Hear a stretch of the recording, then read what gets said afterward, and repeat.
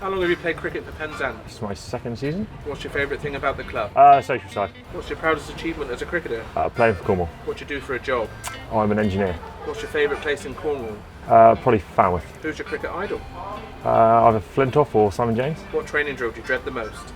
Anything to do with fitness. Tell us something we don't know about you. I used to be a gymnast. If you could be any teammate for a day, who would you be and why? Just be gods, just to be a bit mental for one day. What one item can you not live without?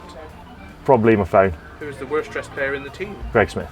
If you could attend any sporting event in the world, what would it be? Probably the Ashes in Australia. Who is the biggest influence on your cricket and why?